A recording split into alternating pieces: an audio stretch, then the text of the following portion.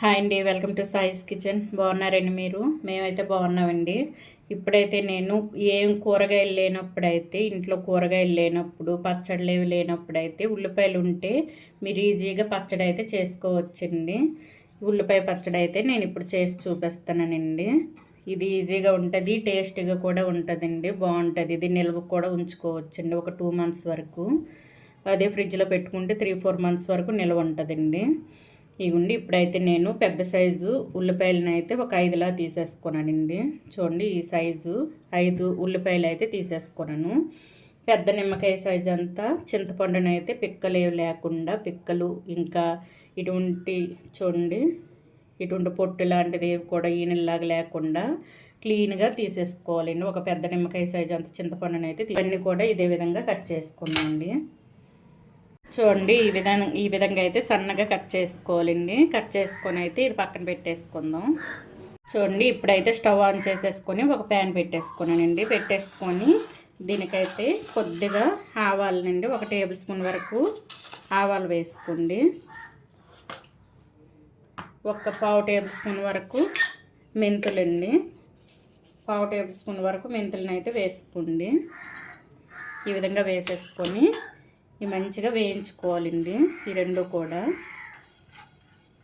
మంచిగా వేయించి ఇవైతే మిక్సీ పట్టుకోవాలండి. చల్లార్చి కొద్దిగా చిటపట్లాడేంత వరకు వేయించుకోవాలి ఇవైతే.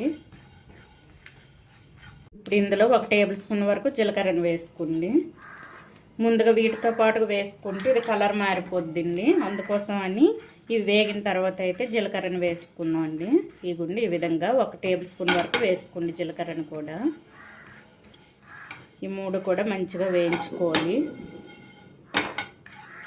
దోరగా ఈ 3 కూడా చిటపట్లు ఆడేంత వరకు వేయించుకోవాలండి. చూడండి, మనకైతే ఇవైతే వేగిపోయండి. ఇవి ఒక ప్లేట్లో తీసేసుకుందాం.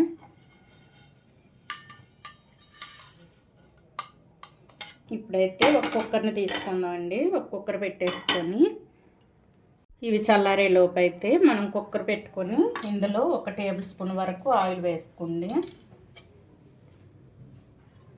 ఆనియన్స్ని అయితే వేయించుకుందాం అండి. 1 టేబుల్ స్పూన్ వరకు ఆయిల్. ఇందులో అయితే మనం కట్ చేసి పెట్టుకున్న ఉల్లిపాయ ముక్కలను అయితే వేసుకుందాం.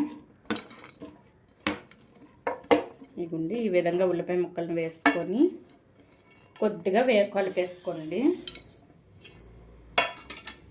కొద్దిగా ఈ విధంగా కలిపేసుకోవాలండి.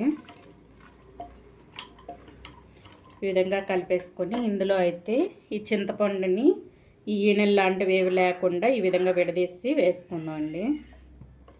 ఈ విధంగా వేసేసుకొని కొద్దిగా లైట్గా సాల్ట్ వేసుకుందాం. లైట్గా వేసుకోండి. అంతే అండి, వేసేసుకొని మొత్తం కూడా ఒకసారి కలిపేసుకొని మూత పెట్టేసుకుందాం. ఇందులో వాటర్ ఏది వేయవలసిన అవసరం లేదండి. ఇదైతే ఒక విజిల్ వచ్చేంత వరకు మూత పెట్టి అయితే పూర్తిగా ఇది సిమ్లో ఉంచేసుకొని లేకపోతే మీడియంలో ఉంచేసుకొని ఇదైతే ఉడకనివ్వాలండి. ఈ ఆనియన్స్ మొత్తం కూడా ఇప్పుడు ఉడకనిద్దాం. చూడండి, మూత పెట్టేసుకొని ఒక విజిల్ వస్తే సరిపోద్దండి. ఇవైతే ఆనియన్స్ చింతపండు అయితే మనకి మెత్తపడుతుంది.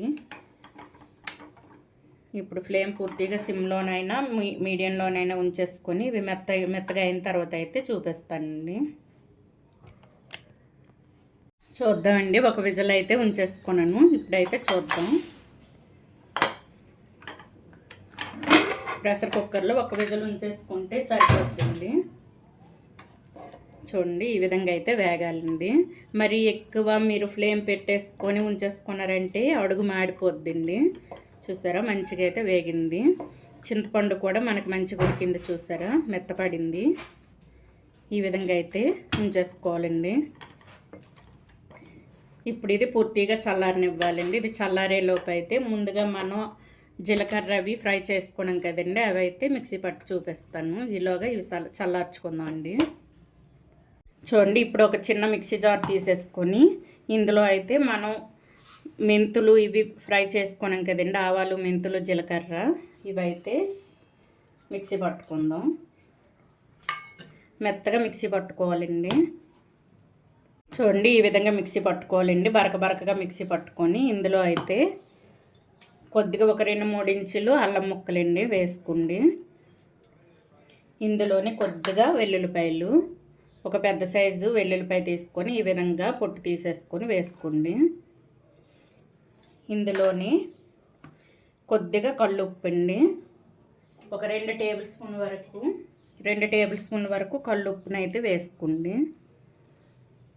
సాల్ట్ చూసుకొని వేసుకోవాలండి. చూడండి నేనైతే ఒక 2 టేబుల్ స్పూన్ వరకు వేసుకుంటాను.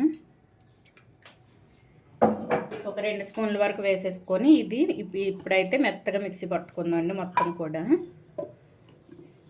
ఇప్పుడు బరకగా మిక్సీ పట్టుకున్నాను కదండి, మొత్తం కూడా ఒకసారి మిక్సీ పట్టుకుందాం.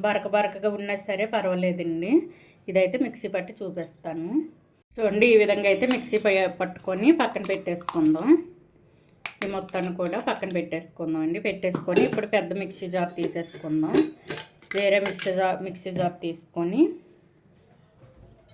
ఇందులో అయితే చల్లగా అయిపోయింది ఆనియన్స్ని అయితే ఇది మిక్సీ పట్టుకుందాం.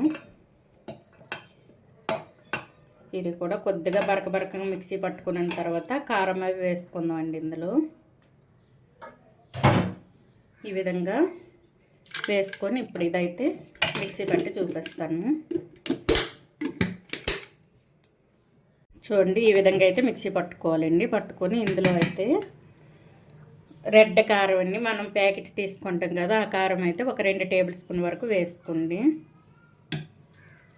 మామూలు మనం డైలీ వాడుతున్న కారం అయితే ఒక 2 టేబుల్ స్పూన్ వరకు అండి వేసేసుకొని ఇందులోని ముందుగా మనం మిక్సీ పట్టి ఉంచుకున్న ఈ పేస్ట్ని కూడా వేసుకుందాం.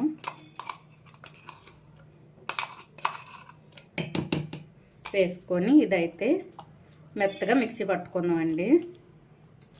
ఇప్పుడు ఇదైతే మెత్తగా మిక్సీ పట్టి చూపిస్తాను. చూడండి ఈ విధంగా అయితే మెత్తగా మిక్సీ పట్టుకోవాలండి మొత్తం కూడా.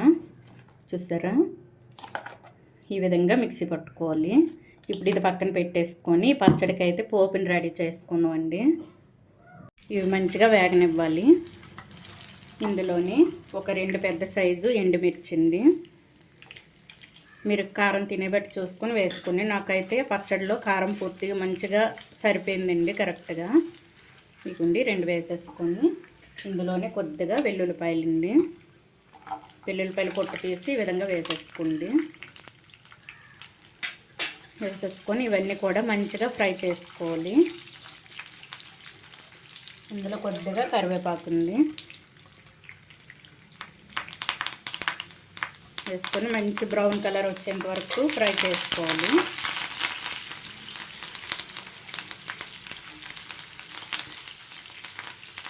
చూడండి ఈ విధంగా ఫ్రై చేసుకొని ఇందులో కొద్దిగా ఒక 1/2 టేబుల్ స్పూన్ వరకు హింగు వేసుకోండి. హింగు వేసుకోవడం వల్ల టేస్ట్ బాగుంటుంది. ఇందులోని కొద్దిగా పసుపు అండి, 1/2 టేబుల్ స్పూన్ వరకు పసుపును వేసుకొని మొత్తం కూడా మంచిగా కలిపేసుకోవాలి. పసుపు వేసుకోవడం వల్ల కలర్ బాగుంటుందండి పచ్చడి అయితే. ఒక 1/2 టేబుల్ స్పూన్ వరకు వేసుకుంటే సరిపోద్ది. ఇవన్నీ కూడా మంచిగా వేగాలి, మంచి చిటపట్లు ఆడేంత వరకు వేయించుకోవాలండి ఈ పోపు దినుసులు మొత్తం కూడా. చూసారా ఈ విధంగా వేయించుకొని ముందుగా మనం రెడీ చేసి పెట్టుకొని మిక్సీ పట్టుకున్నాం కదండి పచ్చడిని అయితే, ఉల్లిపాయ పచ్చడిని ఇందులో వేసుకుందాం. చూసారా ఈ విధంగా మంచిగా చిటపట్లు ఆడేంత వరకు ఫ్రై చేసుకోవాలి. ఆ విధంగా చేసుకుంటే మనం తినేటప్పుడు కూడా పోపు దినుసులు మనకి నోటికి తగిలి మంచి టేస్ట్ ఉంటుందండి. చూడండి ఇదైతే మనకు వేగిపోయిందండి. ఇప్పుడు ఇందులో మనము మిక్సీ పట్టి పెట్టుకున్న పచ్చడిని అయితే వేసుకుందాం. మొత్తం కూడా వేసుకొని మంచిగా కలిపేసుకోవాలండి. చూడండి ఈ విధంగా అయితే వేసేసుకొని మొత్తం కూడా ఒకసారి కలిపేసుకోవాలండి. ఈ విధంగా కలిపేసుకోండి. చూసారా చూడడానికి ఎంత కలర్ఫుల్గా కనిపిస్తుందో, టేస్ట్ కూడా సూపర్గా ఉంటుందండి. ఏ పచ్చడి కూడా దీని దగ్గర పనిచేయదు, అంత బాగుంటుంది, టేస్ట్ సూపర్గా ఉంటుందండి. ఈ విధంగా అయితే ఉల్లిపాయలతో పచ్చడి చేసుకోవచ్చండి. ఇప్పుడు ఇదైతే స్టవ్ను ఆఫ్ చేసేసుకొని ఒక బౌల్లో తీసుకుందామండి. ఒక బౌల్లో తీసి చూపిస్తాను. మంచి స్మెల్ కూడా వస్తుందండి. చూడండి ఒక బౌల్లో తీసేసుకుందాం. చూడండి చాలా టేస్టీగా ఉండే ఉల్లిపాయ పచ్చడి అయితే మనకి రెడీ అయిపోయిందండి. ఈ విధంగా అయితే చేసేసుకోండి. కొద్దిగా మీకు తడి తగిలింది అనుకుంటే ఇదైతే ఫ్రిడ్జ్లో పెట్టేసుకోండి. ఒక 3-4 మంత్ వరకు నిల్వ ఉంటుందండి ఫ్రిడ్జ్లో అయితే.